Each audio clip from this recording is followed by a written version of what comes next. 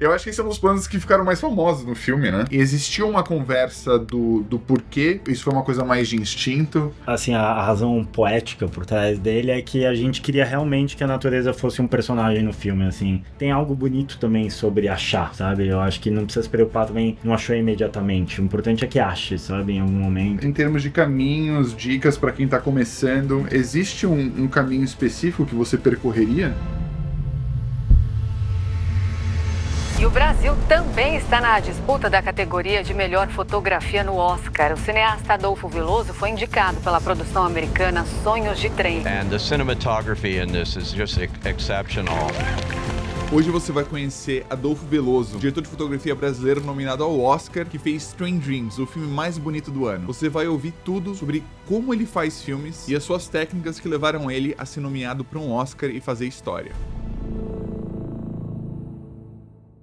Muitos de vocês não são inscritos e quanto mais inscritos a gente tem, mais pessoas a gente consegue trazer e democratizar o conhecimento do cinema pro brasileiro, que é o meu principal objetivo esse ano. Eu quero dar acesso a brasileiros como você a um conhecimento sobre cinema que não existe em nenhum outro lugar. Então se você quer ver mais conteúdos como esse, me faz um pequeno favor e se inscreva no canal para eu poder continuar abrindo portas para vocês e ter acesso a esse conhecimento maravilhoso. Vamos lá.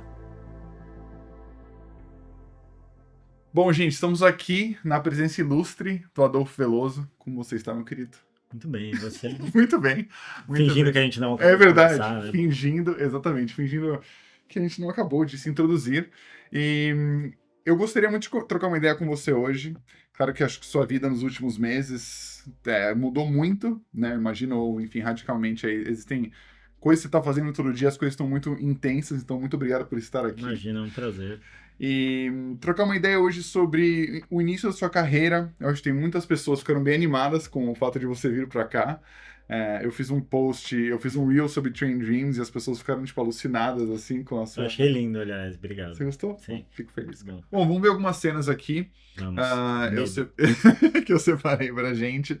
Lembra que você falou, a gente tava conversando da questão de racionalizar algumas decisões artísticas que a gente toma?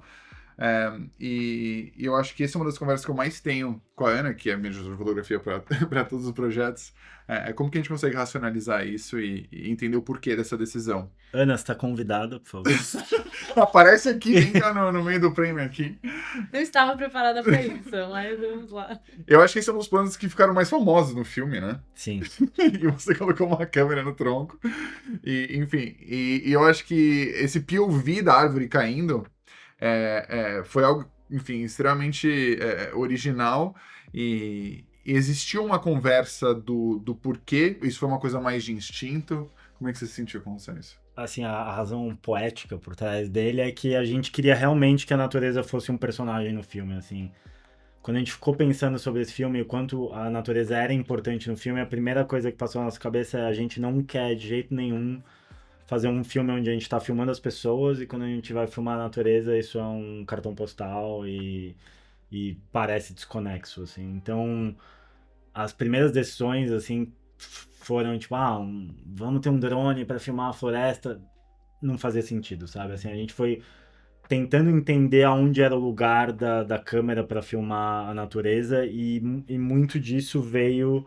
vamos filmar isso como se a gente estivesse filmando uma pessoa, sabe? Vamos essas árvores, a floresta, isso aqui é quase um contraplano no Robert, sabe? Estamos filmando aqui o Joe, na hora de filmar a natureza, isso é um contraplano, é um over the shoulder na natureza. Que legal. A gente sempre falou sobre a impessoalidade do drone. Porque o drone parece que te tira daquele universo, né? E eu acho que nesse filme teria sido, não só o drone teria sido um corte disso, mas também teria feito o fim do filme perder uma força, porque quando ele vai no avião pela primeira vez, é a primeira vez que você vê o mundo de cima, na mesma perspectiva que ele tá vendo, então você tá vendo aquilo pela primeira vez, assim, no momento do filme onde ele tá colocando as coisas em perspectiva. Então, além de tudo, faria, eu acho, que aquele momento perder força. O filme começa, né, com natureza e tal, assim, ele tinha uma decupagem diferente, que mudou um pouco na montagem, mas esse plano, em teoria, era para ser o primeiro plano onde a câmera se mexia, de certa maneira, que a gente tinha só shots estáticos, e aí esse ia ser um plano onde você tá olhando para cima e a câmera não tá se mexendo, você só acha que você só tá olhando para cima das árvores e você cai junto com a árvore e entende, ok, esse filme vai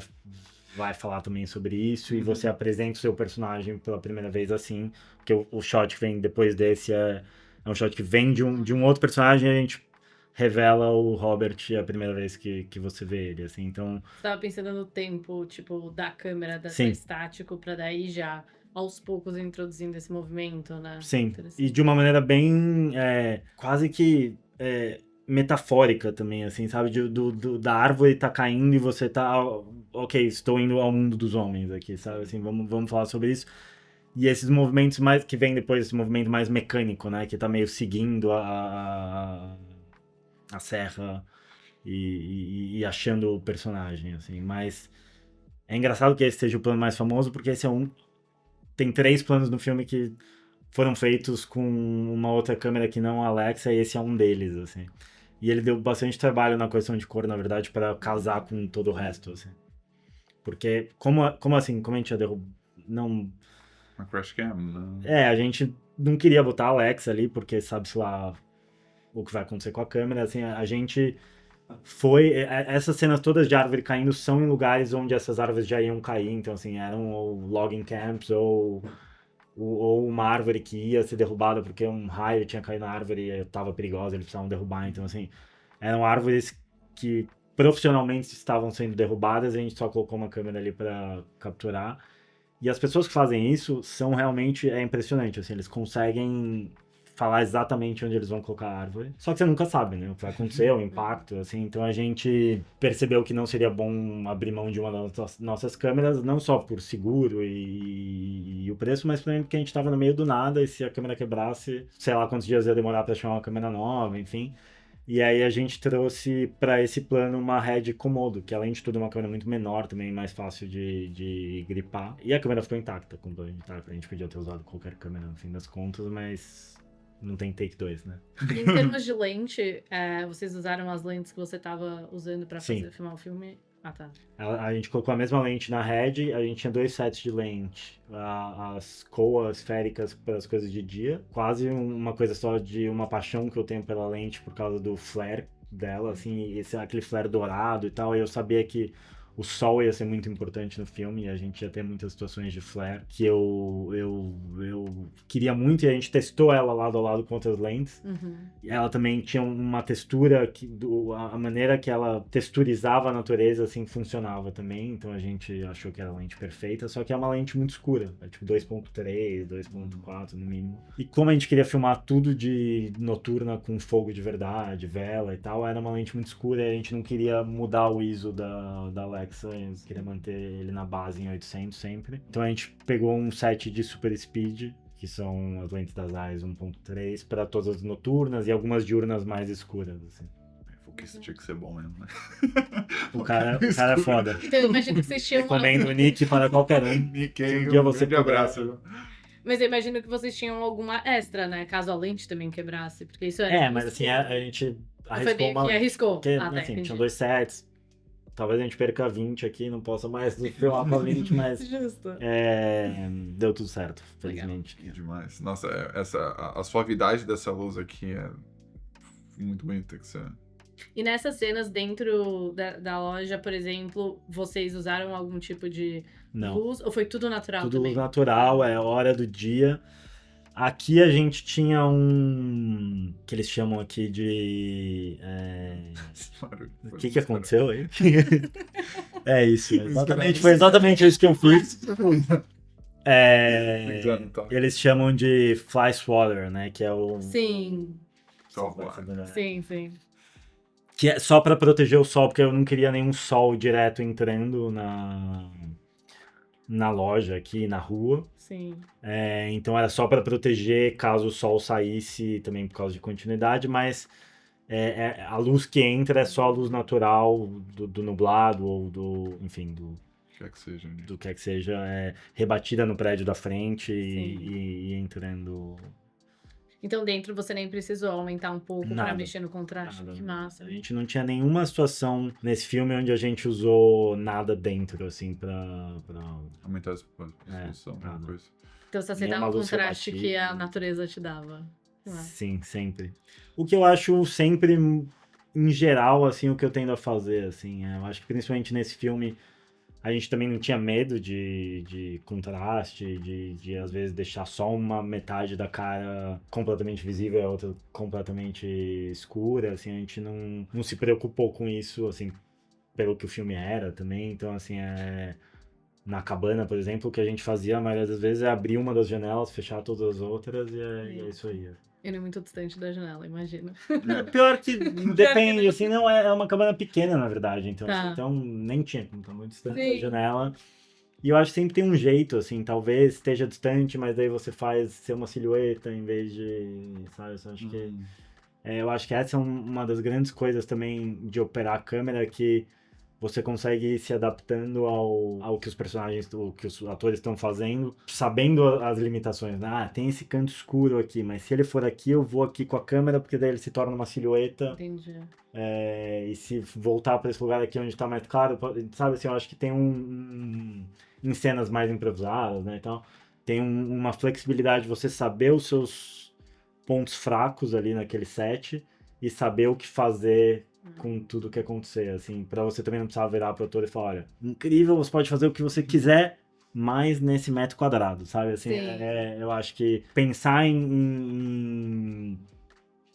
antes de filmar em o que fazer em todas as situações, sabe? Dependendo de onde eles forem. É bom porque daí quando isso acontece já sabe exatamente onde ir com a câmera ou o que fazer. Assim. Faz muito sentido. Ou até de, tipo, já planejar que tem esse canto escuro, vou botar aqui uma vela pra se ver aqui, sabe? Coisas. Já. Tipo. É legal que aparentemente seu diretor também, por exemplo, você aceitar que vai ser uma silhueta talvez no momento, você filmar dessa forma não era algo que era negativo pro seu diretor, ele meio que deixava você fazer isso também, Sim. né? Sempre depende muito do seu diretor, É. da sua diretora, eu acho que... Mas é isso, um filme não se faz sozinho, né? Sim. Você tem que tá... Na verdade, a gente faz o filme do diretor ou da diretora, né? Sim. E eu acho que é importante entender isso e saber a história que você tá contando e pra quem está contando aquela história. Então, assim, são coisas que... Com o Clint, por exemplo, é muito uma coisa que a gente tá construindo junto, porque a gente começou junto de certa maneira e tá já no segundo filme... E a gente olha pra trás e vê o que a gente gostou e o que a gente quer repetir, e a gente vai meio evoluindo junto, criando uma linguagem junto, sabe? Até pra gente saber, da próxima vez, olhar e falar, pô, legal, funciona a silhueta, mas não. Então, sabe, assim, ou sim, e vamos usar mais isso. Acho que o uso de zoom nesse filme, por exemplo, veio muito do Jockey. A gente usou, eu acho que 2 cenas no Jockey zoom, Sim. e a gente olhava o Jockey, era a coisa que a gente mais gostava no Jockey, as cenas que a gente usou zoom. A gente falou, vamos usar mais nesse filme, sabe? Onde a gente pode usar? E aí tem uma sequência no filme, que é a sequência do Will Macy, que é só o zoom o tempo inteiro. Sim. Eu acho que uma das cenas que mais me chamou a atenção foram as cenas com a criança no pôr do sol. Sim. Como é que era a dinâmica de vocês explorarem as cenas com pessoas tão novas assim? Cara, isso vem muito desse talento, eu acho que o Clint tem de deixar as cenas acontecerem, assim. Tem muitos momentos desses que são momentos... completamente improvisados, que eram só momentos que não existiam, que a gente fala, a gente tem 5 minutos aqui, vamos ali na floresta ter um momento da família, ou qualquer coisa do tipo. E tem muitos desses momentos que eles foram roteirizados de uma maneira e algo acontecia que a criança, em vez de estar feliz, estava chorando, ou vice-versa. O Clint, com um elenco ali, entendia, ok, vamos tentar parar de fazer a criança parar de chorar, e vamos assumir isso e vamos tornar a cena sobre isso. E, assim, vários desses momentos estão no filme e eu acho que deixaram a cena melhor do que eram também, sabe? Que demais. Eu acho que nessa cena tem um arrotinho, inclusive, que a criança dá, que não foi nem um pouco planejado, e é isso que entrou no filme. O espaço negativo é muito bonito, assim, principalmente nessa razão de aspecto. Sim. Isso tem muito aquilo que a gente estava falando antes sobre o quanto... o lugar, né, ali conta também a história do que o personagem tá sentindo, e a gente tentava sempre ter muito teto, assim, ter muito espaço ao redor dos personagens, como você pode notar aí. E a impressão que eu sinto realmente é uma fotografia de médio formato, são retratos de médio formato mesmo, que vocês tiraram desses personagens, e eu acho que essas cenas aqui são muito bonitas. Essas aqui. Isso aí é totalmente improvisado, assim, a gente tinha um pôr do sol que não tinha nada planejado, isso é exatamente do lado ali da cabana, e a gente foi filmar eles um pouco ali, esse momento eu acho, inclusive, o Joe tem falado isso em algumas entrevistas, ela entrega pra ele um negócio falando egg, né, ovo, e na verdade só um cocô. E esses momentos aconteciam, assim, a gente ia se filmando, temos aqui um momento já, vamos voltar pra casa, vamos, mas em vez de voltar, vamos voltar filmando, sabe? Então, a cena que tem logo depois, que é ele caminhando com ela no colo, é só a gente voltando pra casa, sabe? E filmando atrás, assim, então, muitos desses momentos que estão no filme, e tem mais 1 milhão que não entraram no filme, são coisas que a gente roubou em 5 minutos, assim. E as pessoas, eu acho que elas se identificam muito com o brasileiro que tá se destacando no cinema. Por que você acha isso, cara? Por que você acha que as pessoas se conectam tanto com o Brasil que tá dando certo no cinema? Cara, eu acho que tem muitas questões, assim, eu acho que a gente precisa sempre de exemplos, eu acho que quando eu olho lá atrás, assim, quando eu tava começando, ter visto Cidade de Deus, por exemplo, tudo que aconteceu com Cidade de Deus, ser indicado a 4 Oscars e etc, me deu muita força pra falar, dá pra fazer, sabe, o Brasil pode chegar lá. Então, eu acho que tem essa questão da gente precisar dos exemplos e pessoas lá pra gente conseguir se enxergar lá também. E eu acho que a gente tá muito acostumado a torcer para as coisas, eu acho que é um pouco o que a gente tá falando, como futebol, né? Assim, como uma torcida mesmo de Copa do Mundo e tal. Então a gente tem essa relação com as vitórias e com a participação brasileira de uma maneira quase esportiva, de celebração, assim, de ficar muito feliz em ver outro brasileiro em algum lugar, porque a gente sente que é uma conquista de todo mundo, assim, eu me sinto dessa maneira, quando o Agente Secreto ganha alguma coisa, eu fico feliz como se fosse eu. Não fiz nada no filme, conheci o Kleber outro dia, mas eu acho que é uma felicidade compartilhada por todo mundo, assim. Cara, isso é muito legal. Esse senso de comunidade no cinema a gente viu desde o ano passado, principalmente, né? Esse senso do Brasil apoiando o cinema. E eu acho que isso se manifesta em diversas camadas, assim, desde as pessoas que estão começando. Uma delas aqui, inclusive, é um dos membros do meu canal. E é o Vitor Borges. Ele perguntou, pegando o gancho do discurso do Kleber incentivando jovens cineastas, queria saber, na sua visão, em termos de caminhos, dicas para quem está começando, existe um caminho específico que você percorreria?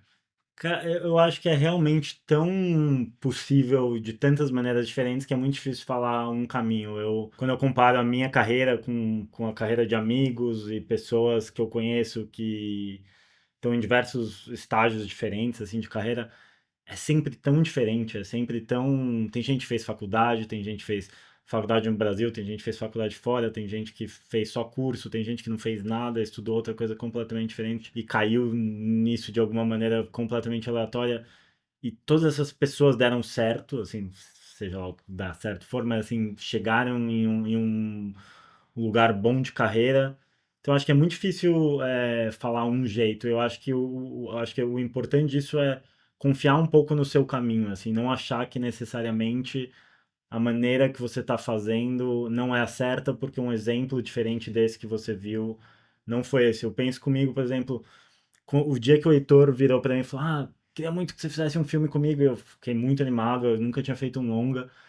E ele falou: um documentário. Eu quase brochei assim, porque não era o que eu queria fazer, sabe? Eu queria muito fazer ficção e era isso que eu via como um longa. E ter feito esse documentário com ele, querendo ou não, é o que me trouxe até Sonhos de Trem, que por causa desse documentário, que foi o que o Clint, que é o diretor do Train Dreams, viu quando ele queria fazer o Jockey, e aí ele me chamou por causa desse documentário. Então, assim, eu acho que os caminhos são tão diversos, então eu acho que é realmente não desanimar e não broxar quando, não é exatamente o que eu queria, sabe? Eu acho que não só foi uma experiência incrível fazer o documentário em si, e realmente foi, não só profissionalmente, mas pessoalmente, e um prazer trabalhar com o Heitor e etc, mas também me levou, de certa maneira, aonde eu queria chegar, sabe? Que demais. Eu acho que a linguagem naturalista de você usar majoritariamente luz natural, me corrija se eu estiver errado, eu vi numa entrevista que foi uma coisa que veio de você pro diretor. Uhum.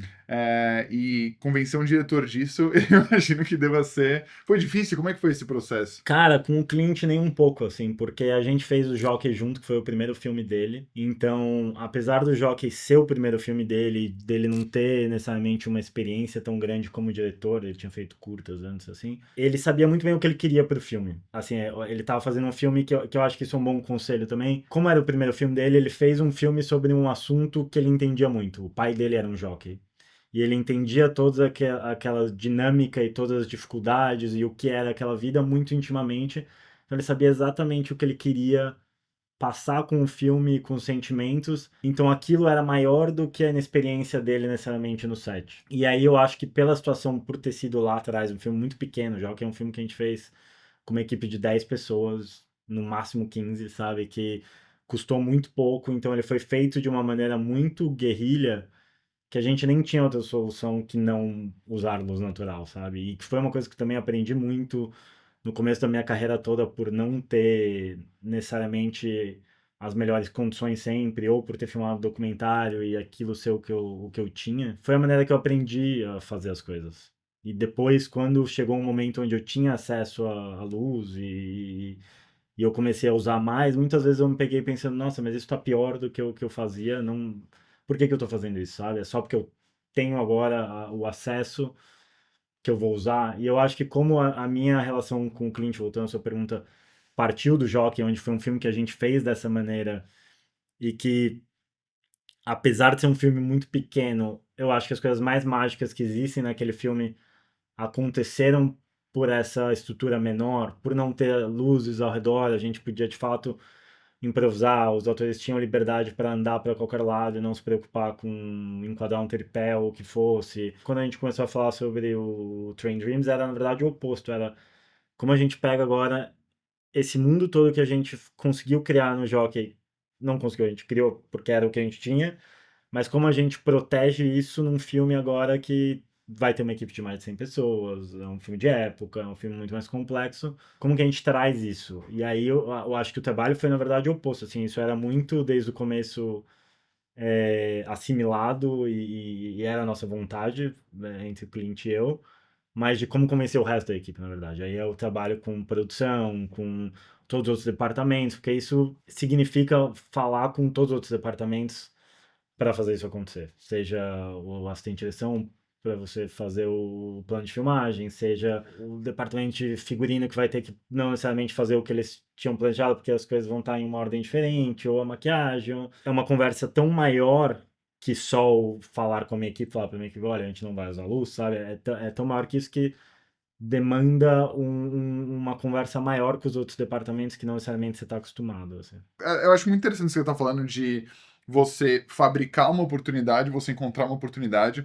Um projeto com orçamento menor, você tem muito mais espontaneidade, você pode entender o que está acontecendo na vida e você vai lá e registra isso. E para um filme de ficção, então você construir coisas muito surreais, ironicamente, dessa forma. Só que como é que você fabrica esses momentos espontâneos, assim, com uma câmera? Teve algum momento no set que vocês tinham mais espaço para ser espontâneos, ou era tudo planejado que vocês tinham que seguir certinho?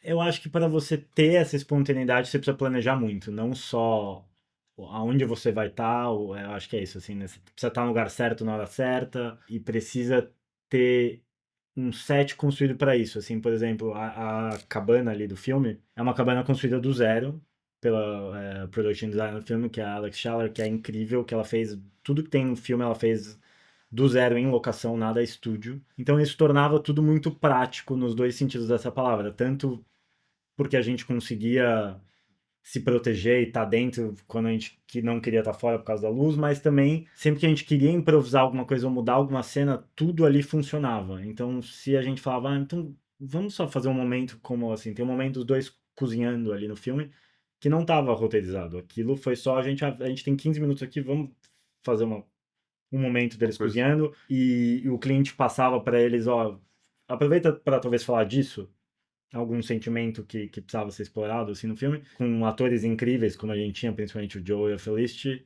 de tipo tirar realmente momentos que assim ficavam muitas vezes melhores do que o que tinha sido roteirizado, na verdade. A mesma coisa para nossa maneira de filmar, a gente planejava muito cenas que a gente queria e planos que a gente queria e decupava coisas na nossa cabeça, mas tinha tantos momentos que a gente chegava na hora e a gente via como a luz estava, ou como a locação estava, ou o que os próprios atores faziam, que a gente falava, nossa, isso é tão melhor do que o que a gente pensou, vamos filmar dessa maneira. Então, é importante também deixar esses tempos para se adaptar. E o Clint é um diretor que faz isso muito bem, de saber olhar para o lado e falar, olha, isso não está funcionando, vamos vamos pra cá, sabe? A gente teve que fazer isso o tempo inteiro nesse filme, com as crianças, com os animais, com tudo, assim. Então, virou meio que um modo de filmar que a gente tinha esse tempo por tudo isso também. Porque como a gente não tinha 1 milhão de luzes, um monte de caminhões ao redor e o set estava protegido de certa maneira, quando a gente ia virar o plano, fazer o contraplano, não significava virar toda a luz, virar a equipe toda de um lado para o outro, você não perdia meia hora virando o plano, você virava imediatamente, então dava mais tempo pra gente filmar e sobravam esses minutos para improvisar uma coisa do zero, assim. Que demais. Um dos principais motivos, assim, que eu realmente me conectei muito com o seu trabalho foi que eu gosto muito o curta que a gente fez é um curta todo com luz natural. Sim. E a gente foi no meio muito longe, no meio de muito longe, para fazer tudo isso. E um dos maiores desafios é a questão da consistência. Porque o clima muda e a luz muda. E às vezes você tá fazendo uma cena só que a luz muda. Como é que vocês encararam essa questão do clima versus essa consistência? A gente teve 29 dias pra fazer o filme todo, então, assim, no fim das contas, a gente tinha pouco tempo pra fazer as cenas independente de qualquer coisa. A gente tinha 2 horas pra fazer cada cena, independente de porque a gente queria filmar naquela hora, sabe? Se a gente filmasse mais 2 horas, significava que a gente perdia outras cenas e por aí vai. Então, assim, isso ajuda, de certa maneira, também você a estar protegido com os horários de luz, porque não necessariamente o sol vai mudar tanto em 2 horas. E você conversava muito com o seu ID sobre isso. Tipo, não, preciso desses horários para Muito, filmar essa cena. muito. E ele respeita ela. Ele respeitava bastante Foi isso. uma conversa muito longa no processo todo, assim, de pré-produção, que são pedidos que a maioria das pessoas que estão acostumadas a fazer isso não necessariamente estão acostumadas a fazer. Mas eu tenho até uma conversa muito grande, assim, muito presente com o departamento de direção, porque quando você está trabalhando com luz natural e dependendo muito das horas do dia, você precisa realmente sentar e fazer o plano de filmagem junto. Obviamente isso não é fácil, porque existem 800 outras 1000 razões para um plano de filmagem existir além da luz, né? Tem disponibilidade de elenco, o que vai ser mais fácil para também a maquiagem, para o figurino, a locação que você tá e a quantidade de horas que você pode filmar com a criança, tá? Então, assim, é um quebra-cabeça muito, muito difícil, mas eu acho que vale a pena, principalmente quando você está filmando dessa maneira e são horas e horas e dias, 1000 versões de plano de filmagem, e quando parece que tudo encaixou, algo cai porque de repente a disponibilidade de um ator mudou e aí nada mais funciona. Mas aí eu acho que também depende muito de você ter um diretor que tá disposto também a mudar coisas por causa disso. Tem muitas cenas que a gente fez no filme que não tem muita cobertura, sabe? Que é um plano. Então, assim, consistência de luz, por exemplo, num plano não existe, porque no take seguinte mudou, mas é um ou outro, sabe? Assim, não tem muito. E a gente não teve muita cobertura nesse filme.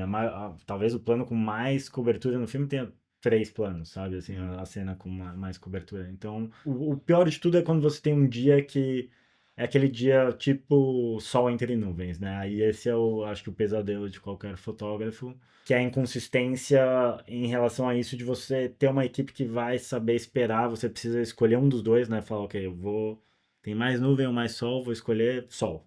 E aí, quando entra a nuvem, você esperar, e todo mundo esperar, não, estamos esperando a nuvem passar e o sol voltar.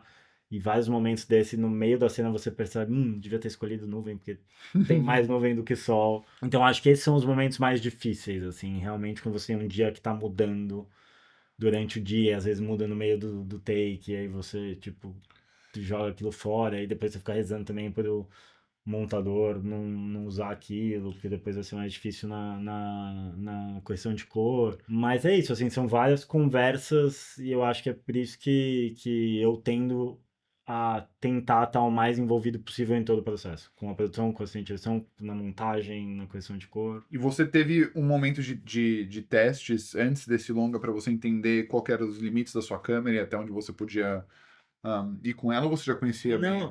Não específico, porque eu, assim, grande maioria das coisas que eu filmei na minha vida foi com câmeras da Arri, Alexa principalmente.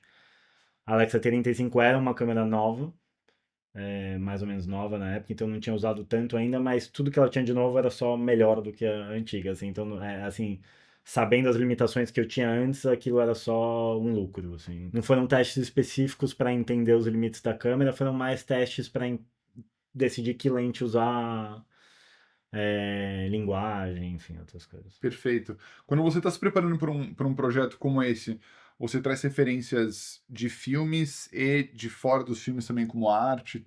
Você pode falar de algumas, tanto dentro ou fora? Depende muito do filme. Assim, esse filme é um filme que a gente sempre falou muito sobre fotografia, porque a nossa decisão toda de linguagem visual partiu da fotografia. Assim, a gente realmente queria que parecesse que o filme tivesse a mesma sensação de olhar fotos, assim, as fotos inteiras da vida daquela pessoa e você tentando entender quem foi aquela pessoa com aquelas fotos. Todas as decisões principais de fotografia, de linguagem visual vieram disso, assim, a janela, que é o Razão de aspecto. 3x2, que é o aspect ratio de fotografia still, a maneira de enquadrar. A gente falou muito sobre a Dorothea Lange, que é uma fotógrafa que fotografou muito a depressão aqui nos Estados Unidos, né, na década de 20, 30. E a gente gostava muito da maneira que ela não só capturava as caras assim, e as pessoas, mas o quanto o ambiente ao redor era sempre muito importante para transmitir o que aquelas pessoas estavam sentindo. E isso falava muito com o filme também, de certa maneira. Então a gente queria que a natureza e os lugares que a gente estava filmando fossem parte dos enquadramentos, de todos os closes, por exemplo, porque aquilo também fazia parte do que o personagem está sentindo. Então, assim, muitos enquadramentos no filme tem muito teto, muito espaço ao redor, assim. E isso veio muito dessa conversa sobre Dorothea Lange, por exemplo. Nesse filme a gente falou muito de Tarkovsky também. Aproveita. Principalmente Sacrifício, Mirror, Stalker também. Tanto pela relação natureza sempre, algum desses filmes tem uma casa queimando também, então assim, tinham referências óbvias. Além disso, maneira de filmar, assim, planos mais longos, menos cobertura. Você que operava a câmera? Eu que operava, assim. Eu acho muito difícil, assim, principalmente aqui nos Estados Unidos, onde existe essa cultura do operador de câmera e que é uma coisa que é até necessária por causa da union e tal. É muito difícil para mim entender, assim. Foi a maneira que eu aprendi a fazer. Eu acho que operar a câmera faz muito parte do trabalho, assim. Eu me sinto muito reativo ao que está acontecendo no set que os atores estão fazendo. E eu acho que estando ali eu consigo reagir. Eu acho que é um balé, de certa maneira, né? O que você e os atores estão fazendo, assim, é um balé. Então eu acho difícil não ser a pessoa ali dançando. Eu acho que fica uma camada a mais de tradução que precisa ser feita, que eu acho que às vezes em um segundo você perdeu, sabe? Principalmente no filme tão cheio de oportunidades e naturalista, né? Você tem que Sim. estar reagindo. Muitas cenas desse filme partiram de a gente estar por 40 minutos filmando sem parar, seguindo os atores e deixando a coisa acontecer. Então, assim, eu acho uma questão de costume. De novo, assim, voltando à primeira, não acho que tenha certo e errado, sabe? Eu acho que é só a maneira que eu aprendi a fazer, que eu me acostumei a fazer e algo que é importante pra mim. E eu gosto de ter essa relação com o elenco também, pra sentir que eles estão confortáveis também. Eu acho que eu sempre tento, no set, de maneira em geral, criar um ambiente confortável para os atores se sentirem que eles estão ali de fato numa cabana nos anos 20, não com muita interferência, sabe? Existe algo que você fala ou deixa de falar pra criar esse ambiente? Ou algum comportamento que te vem à cabeça ou é um negócio mais intuitivo? Acho que é intuitivo e acho que o mais natural possível e o mais sincero possível também. A gente tenta muito.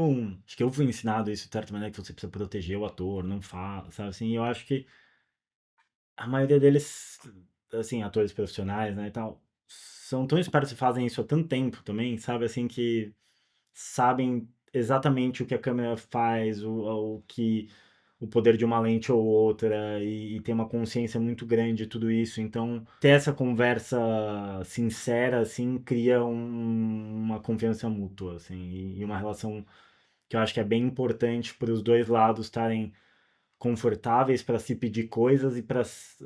Eu acho que muito do meu trabalho também é ser invisível muitas vezes, assim, para que não sintam de verdade que tem uma câmera, mas ao mesmo tempo que haja uma confiança de saber que se eles fizerem qualquer coisa você vai estar capturando, sabe? Que não vai ter uma lágrima que você perdeu, sabe? E qual que é a sua conversa com o seu primeiro assistente para você conseguir? O foco deve ser um Sim. desafio muito grande, né? Eu tento sempre achar pessoas para trabalhar que são também muito reativas e que não necessariamente precisam de marcas. Eu acho que eu não tendo a gostar de um set onde tem marca pros atores. Eu acho que não é a maneira que eu gosto de iluminar também, sabe? De, você precisa estar aqui para estar iluminado, ou coisas do tipo. Eu acho que isso engessa muito as coisas para todo mundo. E eu acho que como eu gosto de ter essa liberdade com a câmera e com a decupagem e tal, eu acho que isso é importante também na hora do foco. Porque se você tem toda essa liberdade em todos os outros quesitos, mas o foco de repente precisa de marcas e tal. Eu acho que também, de novo, não tem certo e errado, são modos diferentes de trabalhar. Eu acho que tem muitos foquistas e foquistas que trabalham de uma maneira mais intuitiva também, sem marcas, de uma maneira mais documental. Isso é mais fácil de fazer no digital do que no fílmico. Mas a conversa é sempre sobre estejamos atentos, sabe? Pode tudo acontecer aqui e vamos reagir. Eu acho que também tem principalmente trabalhando com tipo, câmera na mão e uma linguagem mais fluida, tem algo bonito também sobre achar, sabe? Eu acho que não precisa se preocupar também, não achou imediatamente. O importante é que ache, sabe? Em algum momento e às vezes o oposto, às vezes algo completamente fora de foco também é o mais bonito, sabe? Então, eu acho que é sempre importante ter alguém trabalhando, e nesse filme o Nick Kellen, que é o foquista, ele não só era um ninja, assim, que não errava um plano, sabe? Assim, a gente não perdeu nada por causa de foco, como ele também era uma pessoa muito sensível de entender o que a cena precisava, e tá escutando o diálogo, e tá escutando e vendo a cena, e sabendo que às vezes o foco não precisava estar em quem tá falando, sabe? Não necessariamente ir para esse óbvio e entender o que podia ser mais deficiente, assim. E é dessas parcerias que daí dão vontade de repetir, né? Quando você acha alguém que você entende que trabalha nessa mesma sintonia, que eu acho que é a mesma coisa com um diretor, né? Assim, eu não vejo a hora de fazer outro filme com o Clint por isso, porque eu acho que a gente já se comunica sem precisar se comunicar, sabe? O seu primeiro assistente, você traz ele para os seus projetos há um tempo ou você descobriu ele há pouco tempo? Depende. Nesse filme foi a primeira vez que eu trabalhei com ele, porque é muito comum que os produtores, principalmente, queiram trabalhar com equipes locais, o que eu acho incrível também e apoio. Então é difícil você conseguir trazer equipe, assim, depende do projeto, existe essa oportunidade ou não, e às vezes também a pessoa que você trabalha não está disponível, então tem várias equações. Então não é sempre o caso. Teve algumas pessoas ao longo da minha vida que eu trabalhei, principalmente com foquistas, que eu tentei sempre trazer para os projetos, porque eu acho que talvez a função mais importante, mais ingrata do set é de foquista, porque se você faz o seu trabalho direito, ninguém repara que você existe, mas você erra uma vez, todo mundo olha para você imediatamente e, perdemos o take por causa do foco e todo mundo fica de mau humor. Então, assim, é realmente muito ingrato e eu acho que deveria ser mais valorizado, inclusive, mas eu acho que quando quem faz o foco é muito bom, muda-se totalmente a dinâmica do set, assim. Então eu sempre tento trazer, assim, pessoas que eu já trabalhei que eu confio. Demais. É um superpoder, né? Você fala, nossa, eu posso fazer o que eu quiser. Exatamente. Ter a confiança de que eu posso mexer a câmera e reagir ao que for, e sem me preocupar que, se eu fizer isso vai ficar fora de foco, é muito importante no filme. Assim. Bom, é isso, meu querido. Queria agradecer muito sua presença. Obrigado a você, cara. Pô, foi demais ter você aqui. Eu tenho certeza que muitas pessoas se inspiraram, muitas pessoas aprenderam. E se vocês quiserem encontrar todas as redes sociais do Adolfo, tá aqui na descrição. Sempre quis falar isso. Tá aqui. Tá aqui na descrição, exatamente. Obrigado, gente. Falando, meu querido. Obrigado. Muito cara. obrigado. Prazer.